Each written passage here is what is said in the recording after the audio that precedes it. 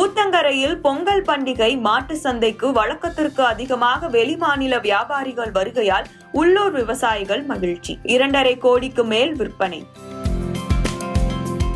கிருஷ்ணகிரி மாவட்டம் ஊத்தங்கரை பேரூராட்சிக்குட்பட்ட மாட்டு சந்தை உள்ளது. வாரத்தில் வெள்ளிக்கிழமை கூடும் இந்த சந்தைக்கு கிருஷ்ணகிரி, திருவண்ணாமலை, தர்மபுரி, வேலூர், திருப்பத்தூர், ராணிப்பேட்டை உள்ளிட்ட மாவட்டங்கள் மற்றும் அண்டை மாநிலங்களான கேரளா, ஆந்திரா, கர்நாடகா மாநிலம் போன்ற பகுதிகளிலிருந்து ஏராளமான வியாபாரிகள் இங்கு வந்து மாடுகளை வாங்கி செல்வது வழக்கம். இந்த வாரம் கேரளாவை சார்ந்த மாடுகளும் மாட்டு வியாபாரிகள் அதிக அளவில் சந்தைக்கு வந்திருந்தனர். கேரள வியாபாரிகள் வருகையால் உள்ளூரை சேர்ந்த விவசாயிகள் அதிக அளவு மாடுகளை விற்பனை செய்தனர். சுமார் 2000க்கும் மேற்பட்ட மாடுகள் இன்று விற்பனையாகியது. சந்தையில் பசுமாடுகளின் விலை சுமார் 15,000 முதல் 60,000 வரை விற்பனையான நிலையில் 2000க்கும் மேற்பட்ட மாடுகள் மற்றும் விவசாயிகள் வருகையால் சந்தை களை கட்டியது. வெளிமாநில விற்பனையாளர்கள் என சந்தையில் வியாபாரம் மொத்தம் சுமார் 2.5 கோடிக்கு மேல் விற்பனையானதால் விவசாயிகள் பெரும் மகிழ்ச்சி அடைந்தனர். அதேபோல பொங்கல் பண்டிகை என்பதால்